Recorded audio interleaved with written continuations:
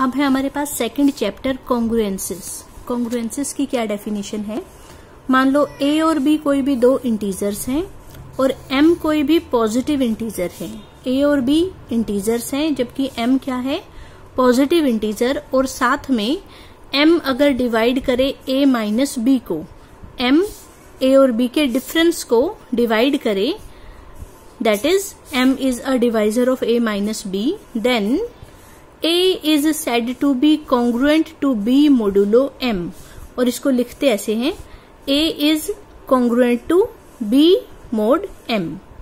अगर m divide करता है a माइनस b को तो हम उसको ऐसे करके लिखते हैं और इसको पढ़ते क्या है, a is congruent to b mod m if m divides a minus b, जिसमें m क्या है, पॉजिटिव इंटीजर, a और b क्या है, सिर्फ इंटीजर्स। और अगर m डिवाइड करता है a माइनस b को तो हम इसको कहते हैं a is congruent to b mod m, और इसको ऐसे करके लिखते हैं। इसको हम ऐसे भी लिख सकते हैं कि a minus b is congruent to 0 mod m। देखो इसको दोबारा देखो एक बार, m डिवाइड करेगा इन दोनों के डिफरेंस को, ठीक है, m डिवाइड करेगा a और b के डिफरेंस को, तो हम कहते हैं कि a is congruent to b mod m। तो ये लाइन हम कब लिखेंगे, अगर m डिवाइड करेगा इसके और इसके डिफरेंस को, means m divides a minus b minus 0, इसके और इसके डिफरेंस को अगर m डिवाइड करता हो, मतलब कि अगर m डिवाइड करता हो a माइनस b को, वो तो हम कह ही रहे थे, ठीक है। तो ऐसे लिखो या ऐसे लिखो, एक ही बात है। और इसकी अगर मैं डेफिनेशन लगाऊं जो हमने डिवाइड की सेंस में फर्स्ट चैप्टर में पढ़ी थी, तो वो क्या थी कि a minus b is equal to m into k, where k is any integer, मतलब कि a minus b is a multiple of m।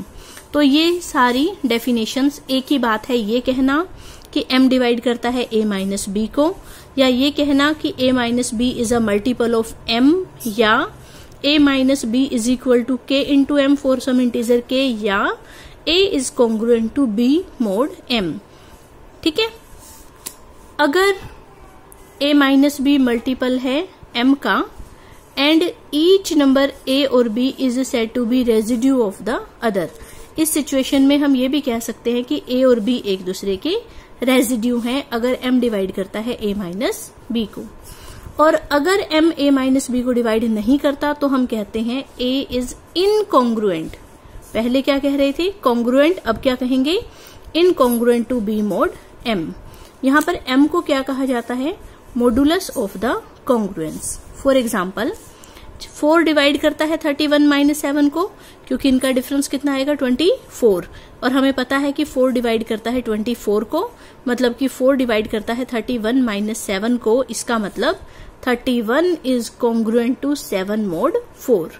ये लाइन हम कब लिखेंगे, जब 4 डिवाइड करेगा इन दोनों के डिफरेंस को, जो कि करता है।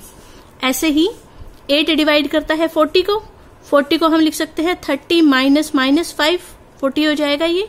और इसको जब हम कॉन्ग्रुएंस के सेंस में लिखेंगे तो क्या लिखेंगे, 35 is congruent to minus 5 mod 8।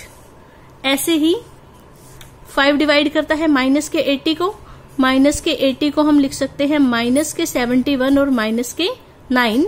तो इसको हम कॉन्ग्रुएंट के सेंस में कैसे लिखेंगे, माइनस के 71 इज कॉन्ग्रुएंट टू 9 मोड 5, कि जो 5 है वो दिस माइनस दिस को डिवाइड करता है।